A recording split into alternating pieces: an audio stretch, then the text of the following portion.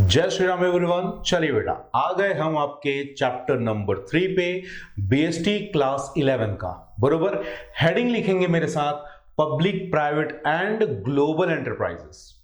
तो अब थोड़ा सा हमारा बिजनेस बड़ा होने वाला है, उसके बारे में सारे डिस्कस करेंगे बेटा।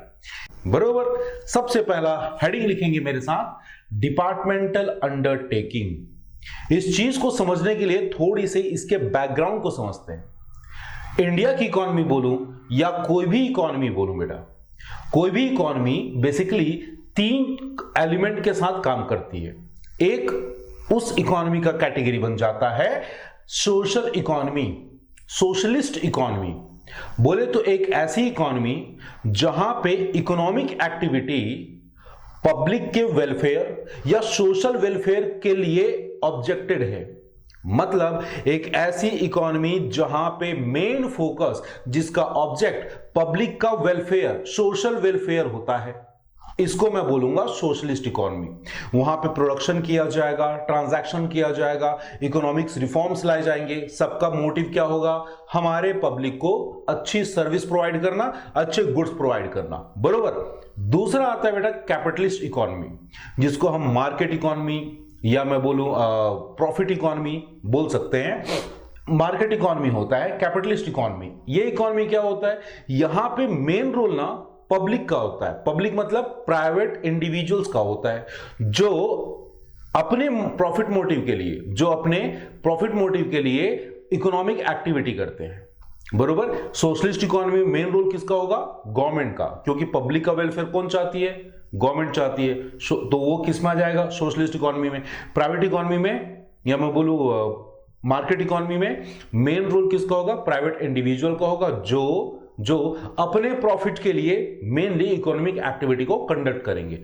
हमारे इंडिया में और मोस्ट ऑफ द कंट्रीज में अडॉप्टेड है मेरे बच्चे मिक्स्ड इकोनॉमी, जहां पे सोशलिस्ट इकोनॉमी मतलब गवर्नमेंट और जहां पे प्राइवेट इकोनॉमी मतलब प्राइवेट इंडिविजुअल या मैं बोलूं कैपिटलिस्ट इकोनॉमी के प्राइवेट इंडिविजुअल आपस में मिलके काम करते हैं। बरोबर। तो इंडिया में बेसिकली दो कैटेगरी की इकोनॉमी एक साथ काम करती है। पहली इकोनॉमी समझेंगे पब्लिक इकोनॉमी और दूसरा आ जाएगा प्राइवेट इकोनॉमी। अब इसको हम इकोनॉमी ना बोल के इसको सेक्टर बोलेंगे। तो पहला हो गया हमारा क्या? Public sector. दूसरा हो गया प्राइवेट सेक्टर। प्राइवेट सेक्टर को समझते हैं। प्राइवेट सेक्टर क्या होता है?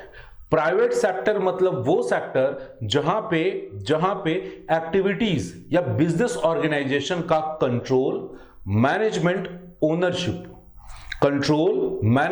ओनरशिप प्राइवेट इंडिविजुअल के हाथ में होगा और उनका मेन मोटिव प्रॉफिट अर्न करना होगा। तो ऐसे सेक्टर को मैं बोलूंगा प्राइवेट सेक्टर। याद करो लास्ट टॉपिक, और लास्ट टॉपिक में हमने 5 कैटेगरी के बिजनेस के बारे में बात की थी। क्या था भाई, याद दिलाओ बेटा। सबसे पहला था सोल प्रोप्राइटर, फिर हमने बोला था हिंदू अनडिवाइडेड फैमिली, जिसको आप लोग जॉइंट हिंदू फैमिली भी बोलते थे। फिर था कोऑपरेटिव सोसाइटी, फिर पार्टनरशिप, फिर कंपनी। सबसे बड़ा टॉपिक याद आ रहा है? कंपनी। बरोबर।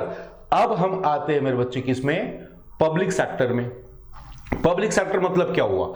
जहां पे वो सेक्टर जहां पे सारे बिजनेस या सारे एक्टिविटीज का कंट्रोल, ओनरशिप और मैनेजमेंट किसके हाथ में होगा? गवर्नमेंट के हाथ में होगा। अब यहां पे गवर्नमेंट का मतलब स्टेट गवर्नमेंट और सेंट्रल गवर्नमेंट दोनों है। तो ऐसी एंटिटी, ऐसे एंटरप्राइजेस, ऐसा सेक्टर जहां पे ओनरशिप, मैनेजमेंट, कंट्रोल या तो स्टेट गवर्नमेंट के हाथ में या तो सेंट्रल गवर्नमेंट के हाथ में या दोनों के कॉम्बिनेशन पे, दोनों के ज्वाइंट एफर्ट पे डिपेंड करेगा। तो ऐसे सेक्टर को मैं बोलूंगा पब्लिक सेक्टर। और इसी पब्लिक सेक्टर में 3 अंडरटेकिंग, 3 एंटरप्राइज क्रिएट किए गए। फर्स्ट डिपार्टमेंटल अंडरटेकिंग, दूसरा स्टैट्यूटरी कॉर्पोरेशन और तीसरा गवर्नमेंट कंपनी। और हमारे टॉपिक का मेन ये 3 पार्ट हमको अब एक एक करके डिस्कस करना है। बरोबर। चलिए मेरे साथ हेडिंग लिखिए यहां पे, डिपार्टमेंटल अंडरटेकिंग। क्या होता है बेटा? एक्चुअल में क्या सीन है मेरे बच्चे? होता क्या है, हमारे इंडिया को रन करने के लिए गवर्नमेंट क्या करती है? गवर्नमेंट के अलग अलग डिपार्टमेंट या मैं बोलूं अलग अलग मिनिस्ट्री बना देती है। जैसे अगर आप एग्जांपल के लिए देखेंगे तो हमारे पास होता है बेटा railway ministry, agriculture ministry, defence ministry, finance ministry, telecommunication ministry. तो ये सारे मिनिस्ट्रीज क्रिएट किए जाते हैं। अच्छा, ये मिनिस्ट्री केवल सेंट्रल गवर्नमेंट नहीं करती बेटा, ये मिनिस्ट्री का डिवीजन, ये मिनिस्ट्री का डिपार्टमेंटलाइजेशन स्टेट गवर्नमेंट भी करती है। तो जब जब मैं इस टॉपिक में गवर्नमेंट बोलूंगा, आप बस इतना समझना कि मैं दोनों की बात कर रहा हूं। उसमें कुछ आप मन में ऐसा कंफ्यूजन मत लाना कि सर रे गवर्नमेंट बोला तो सेंट्रल होगा या स्टेट होगा, मैं दोनों की बात कर रहा हूं। वापस आते हैं, गवर्नमेंट ने अपने एक्टिविटीज को कंडक्ट करने के लिए, पब्लिक को सर्विस प्रोवाइड करने के लिए different sectors, different ministry create कर दी। अब उस मिनिस्ट्री के अंदर अगर कोई इकोनॉमिक एक्टिविटी हो रही है, अगर कोई इकोनॉमिक एक्टिविटी हो रही है तो वो उसके लिए अलग अलग उस मिनिस्ट्री से रिलेटेड अलग अलग डिपार्टमेंट क्रिएट करते हैं, बरोबर। और उस डिपार्टमेंट को हैंडल करने के लिए उस मिनिस्ट्री के थ्रू बोर्ड ऑफ डायरेक्टर या किसी एक्सपर्ट एक्सपीरियंस्ड पर्सनल को अपॉइंट कर दिया जाता है, ताकि आप उस पर्टिकुलर डिपार्टमेंट को हैंडल करोगे, उस पर्टिकुलर डिपार्टमेंट को कंट्रोल करोगे।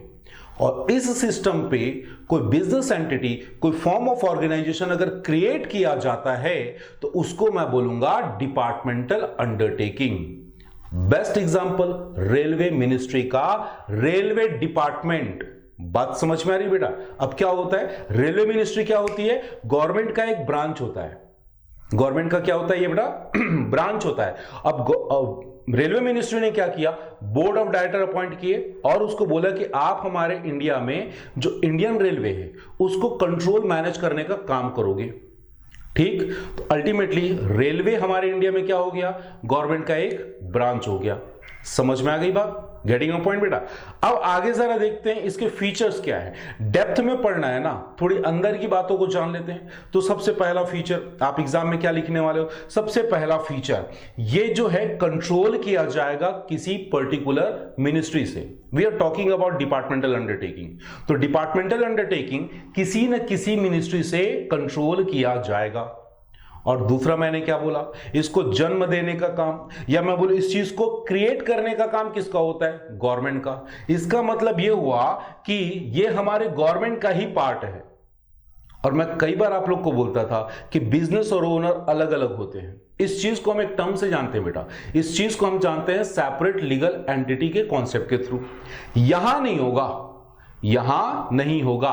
मतलब अभी मैंने कुछ देर पहले बोला, क्या बोला कि रेलवे जो है गवर्नमेंट का ही पार्ट है। इसका मतलब यह हुआ कि यहां पे सेपरेट लीगल एंटिटी का कॉन्सेप्ट फॉलो नहीं किया जाएगा। अब सेपरेट लीगल एंटिटी नहीं है तो सोचो जरा, रेलवे में या डिपार्टमेंटल अंडरटेकिंग में फाइनेंसिंग कहां से होगी, फंड रेजिंग या फंड सप्लाई करने का काम कौन करेगा, सिंपली गवर्नमेंट करेगी। और गवर्नमेंट कैसे करती बेटा, अपने हर साल का बजट बनाती है। तो बजट में ना वो एप्रोप्रिएशन करते हैं। मान लो गवर्नमेंट के पास 10 लाख रुपए है तो 10 लाख रुपए को कुछ पैसे उन्होंने डाल दिया रेलवे में, कुछ पैसे डाल दिया डिफेंस में, कुछ पैसे डाल दिया एग्रीकल्चर में।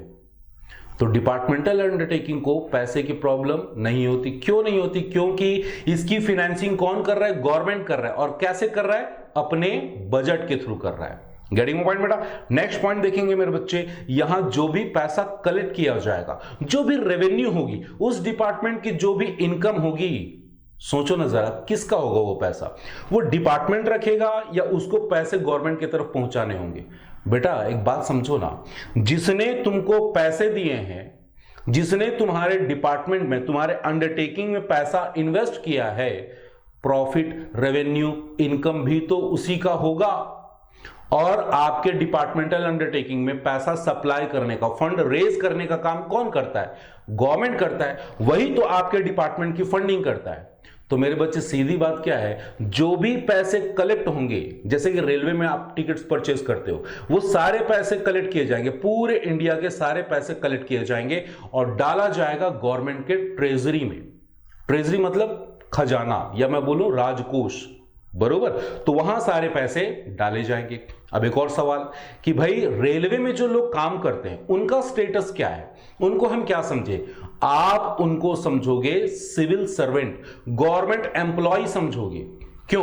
क्योंकि उनका रिक्रूटमेंट, उनका सिलेक्शन, उनका टर्मिनेशन, उनकी सैलरी, उनका प्रमोशन, सारी चीजें गवर्नमेंट के देखरेख में, गवर्नमेंट के बीओडी के थ्रू किया जाएगा।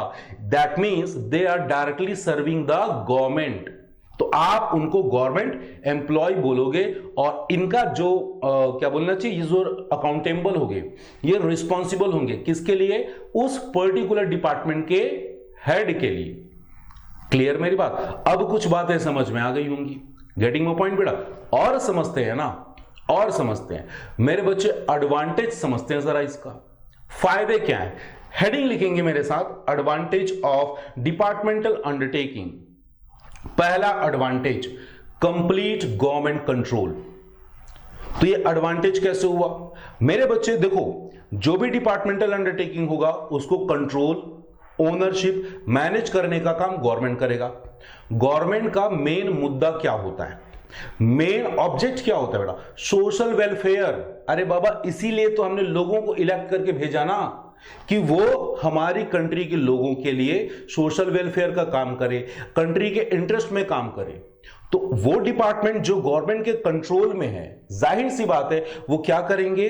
सोशल वेलफेयर को ध्यान में रख के अपनी एक्टिविटीज कंडक्ट करेंगे। ठीक, इसके अंदर कुछ और बातें समझ लेते हैं मेरे बच्चे। इसमें जो एम्प्लॉय होंगे उनकी जॉब की सिक्योरिटी होगी और इस तरह से सोशल वेलफेयर देंगे। जॉब की सिक्योरिटी क्यों होगी? क्योंकि वो गवर्नमेंट एम्प्लॉय है। बात समझ में आ रही है? बोलो हाँ या ना बेटा। सेकंड पॉइंट देखेंगे मेरे बच्चे, पब्लिक अकाउंटेबिलिटी। एक बात बताइए, ये जो डिपार्टमेंटल अंडरटेकिंग गवर्नमेंट ने बनाया, ठीक है, किस पर्पज से बनाया था? पब्लिक को सर्विस देने के लिए, अपने पर्सनल प्रॉफिट के लिए नहीं बनाया था बेटा। जैसे कि अगर मैं बात करूं रेलवे की, तो आप लोग को लगता होगा कि रेलवे के टिकट बहुत महंगे होते हैं। मेरे बच्चे, अगर ऐसा लगता है तो सेम डिस्टेंस के लिए आप एक कार हायर करके वहां तक जाके दिखाओ। ठीक है, 100 किलोमीटर के लिए ऑन एन एवरेज अगर आप ट्रेन में सफर करते हैं तो 200 रुपए लगेंगे मैक्सिमम। 100 किलोमीटर का डिस्टेंस 200 रुपए, 250 रुपए में कंप्लीट हो जाता है। अगर आप कार हायर करते हो बेटा तो कम से कम आपको 5,000 रुपए देने होंगे।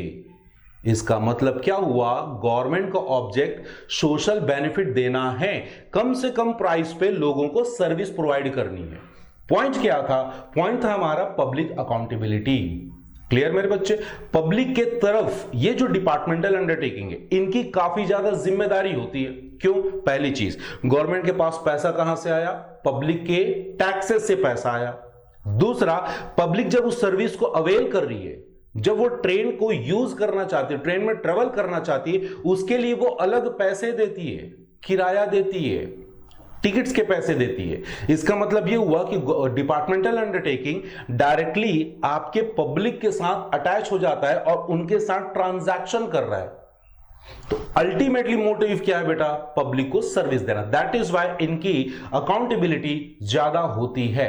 क्लियर मेरे बच्चे? तीसरा, ये क्या है? हमारे गवर्नमेंट के लिए सोर्स ऑफ इनकम है। गवर्नमेंट ने बड़ा स्मार्टली पे किया। कैसे? आपके टैक्सेस से उन्होंने रेलवे डिपार्टमेंट बनाया, रेलवेज क्रिएट किए। अब उसी रेलवे में आपको चढ़ने के लिए, उसी रेलवे में ट्रेवल करने के लिए वो आपसे टिकट्स के पैसे वसूल करती है। इसका मतलब गवर्नमेंट ने अपने लिए एडिशनल सोर्स ऑफ इनकम बना लिया। पहला सोर्स क्या है? टैक्सेस है।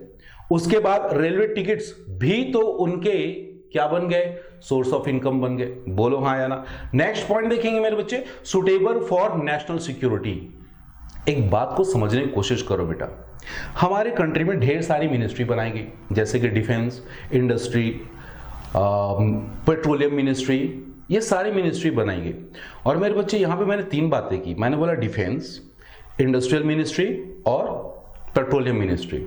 क्या लगता है बेटा, अगर हम इसको प्राइवेट लोगों के हाथों में, प्राइवेट इंडिविजुअल के हाथ में अगर सौंप दें, गवर्नमेंट बोले कि ये सारी मिनिस्ट्री या ये सारे डिपार्टमेंट कौन चलाएगा? प्राइवेट सेक्टर चलाएगा।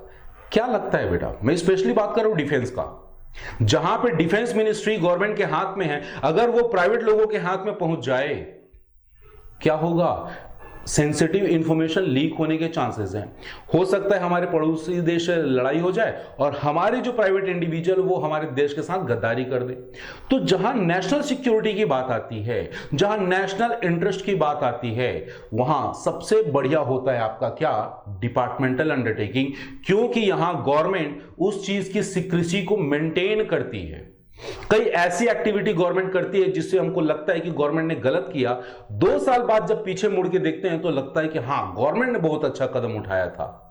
तो गवर्नमेंट उस पर्टिकुलर चीज को करने के लिए सीक्रेसी मेंटेन करती है, जो हम प्राइवेट इंडिविजुअल या प्राइवेट सेक्टर से उम्मीद नहीं कर सकते। गेटिंग अ पॉइंट बेटा, बोलो हाँ या ना। अब जहां जहां एडवांटेज होंगे वहां वहां लिमिटेशन तो होगी। आज तक यही करते हैं बेटा, बीएसटी के हर टॉपिक में एडवांटेज देखा और उसका डिसएडवांटेज देखा। जरा डिसएडवांटेज की बात करते हैं बेटा। सबसे पहला disadvantage, lack of flexibility. Lack of flexibility मेरे बच्चे, ये जो आपका डिपार्टमेंटल अंडरटेकिंग है, सबसे पुराना, सबसे traditional form of business organization है, सबसे पुराना है, बरोबर। इसका मतलब इसमें आज भी वो पुराने ट्रेडिशनल मेथड अडॉप्ट किए जा रहे हैं। इसमें इनिशिएटिव के लिए ज्यादा जगह नहीं है। क्यों? क्योंकि इसको कंट्रोल करने का काम कौन करता है? गवर्नमेंट करता है। अगर नीचे लेवल का, लोअर लेवल का कोई मैनेजर या एम्प्लॉय इसमें कुछ इनिशिएटिव लाना चाहता है तो उसको हर लेवल को क्रॉस करके गवर्नमेंट तक पहुंचना होगा, जो काफी मुश्किल, काफी टाइम टेकिंग और काफी कॉस्टली होगा। दैट इज वाई इस पर्टिकुलर अंडरटेकिंग में क्या होता है मेरे बच्चे, फ्लेक्सिबिलिटी कम होती है, वो नई चीजों को जल्दी अडॉप्ट नहीं कर पाते। गेटिंग अ पॉइंट बेटा। अगला देखेंगे मेरे बच्चे, डिले इन डिसीजन मेकिंग। अभी मैं क्या बोल रहा था बेटा, कि जो डिपार्टमेंटल अंडरटेकिंग है, एक स्ट्रक्चर, एक हिरार्की पे काम करते हैं। सबसे टॉप में आएगा गवर्नमेंट, गवर्नमेंट के बाद मिनिस्ट्री, मिनिस्ट्री के बाद मिनिस्ट्री, डिपार्टमेंट का हेड, डिपार्टमेंट के हेड के बाद पता नहीं कितने लेवल के मैनेजमेंट क्रिएट किए जाएंगे। एक जनरल मैनेजर होगा, उसका डेप्यूटी मैनेजर होगा, उसका नीचे मैनेजर, फिर नीचे मैनेजर। मान लीजिए कोई आदमी उसमें कुछ नई चीजें ऐड करना चाहता है, कुछ इनोवेटिव चीजें उसमें डालना चाहता है, ठीक, तो क्या होगा, उसको हर हिरार्की को क्रॉस करते करते करते करते टॉप गवर्नमेंट में पहुंचना होगा। क्योंकि डिसीजन लेने का पावर किसके पास है? टॉप पे जो गवर्नमेंट बैठी हुई है उसके पास है। तो इस वजह से यहां जो भी डिसीजन लिए जाएंगे आसानी से नहीं लिए जा सकते। It will take a lot of time, काफी टाइम लग जाएगा। गेटिंग अ पॉइंट बेटा। अगला पॉइंट को समझते हैं, अगले पॉइंट को देखेंगे बेटा, रेड टैपिज्म। रेड टैपिज्म इसको बोलते हैं मेरे बच्चे करप्ट प्रैक्टिसेस, घूसखोरी। मेरे बच्चे ऐसा बोलना नहीं चाहिए, बट आप लोगों ने गवर्नमेंट ऑफिस और प्राइवेट ऑफिस दोनों में अगर आपको डिफरेंस समझ में आता है तो आप लोग इस बात को आसानी से समझ सकते हो। ज्यादा घूसखोरी या ज्यादा भाई भतीजावाद कहां होता है बेटा? गवर्नमेंट ऑफिसेज में होता है। नॉर्मली आप लोग तो खैर नहीं गए होंगे ऑफिस, बट आपके पेरेंट्स या आपके आसपास में जो भी गए होंगे उनका देखना, 2 लोग जाते हैं, एक का काम जल्दी हो जाता है, एक का काम थोड़ा डिले होता है। क्यों होता है? क्योंकि एक बंदे ने सामने गवर्नमेंट ऑफिसर को कुछ अपने तरफ से ऑफर किया है। ठीक है बेटा, गवर्नमेंट इस बात से कितना भी डिनाई करे, आपको भी पता है, मुझे भी पता है कि गवर्नमेंट डिपार्टमेंट में घूसखोरी, ब्राइब या मैं बोलूं अनफेवरेबल ट्रेड प्रैक्टिसेस अपनाए जाते हैं। Is that clear? नेक्स्ट देखेंगे बेटा, फेल टू आइडेंटिफाई अपॉर्चुनिटी। यहां पे मैं एक बात बोलूंगा बेटा, नाम है बीएसएनएल का। बीएसएनएल क्या लगता है बेटा? आप जितने बच्चे ये वीडियो देख रहे हो, आप लोग बताइए कितने लोग बीएसएनएल का सिम या मैं बोलूं बीएसएनएल के डेटा सर्विसेज को यूज करते हैं? मेरे बच्चे एयरटेल, जियो, आइडिया, वोडाफोन, इसके आने के बाद बीएसएनएल लगता है लगभग खत्म हो गया। गिने चुने लोगों के पास बीएसएनएल का सिम या बीएसएनएल के नेटवर्क रह गए हैं। क्यों ऐसा है? क्योंकि बीएसएनएल ने जो अपॉर्चुनिटी बन रही थी मार्केट में, जो हमारा बिजनेस चेंज और बिजनेस मॉड्यूल जो चेंज हो रहा था, उसके तरफ फोकस नहीं किया, वो पुराने केबल सिस्टम पे ही लगे रहे। दैट इज वाई, अच्छा उन्होंने अपने सर्विस को भी अपग्रेड नहीं किया, तो अच्छे टावर, अच्छा नेटवर्क हमको एयरटेल, जियो देने लगा। तो जाहिर सी बात है बीएसएनएल ने इंडिया में हो रहे चेंजेस उसको अडॉप्ट किए बिना अपने पुराने ट्रेडिशनल मेथड पे चलना स्टार्ट कर दिया। अभी तक वो चल रहा है। दैट इज वाई अगर आप लोग को सिम खरीदने का प्रेफरेंस दिया जाए तो बीएसएनएल आपके प्रेफरेंस में सबसे लास्ट में आएगा।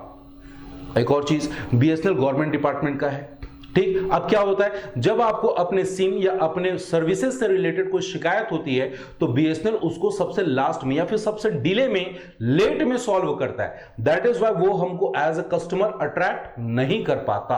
आप लोगों ने एक डायलॉग सुना होगा, चाचा विधायक है हमारे, चाचा विधायक है। मतलब क्या होता है मेरे बच्चे, कोई आदमी जिसके दूर के चाचा अगर विधायक है, दूर के चाचा कोई सांसद है, दूर के चाचा कोई नेता है, तो वो काफी चौड़ा होकर घूमता है। ऐसा क्यों होता है? क्योंकि departmental undertaking is totally controlled by government, और गवर्नमेंट में हमारे द्वारा इलेक्टेड पर्सन बैठे होते हैं। जो पर्सन कई बार, मैं सबकी बात नहीं कर रहा, कई बार अपने क्लोज रिलेटिव को प्रेफरेंस देते हैं, जबकि उससे ज्यादा कैपेबल, उससे ज्यादा टैलेंटेड पब्लिक में लोग अवेलेबल हैं।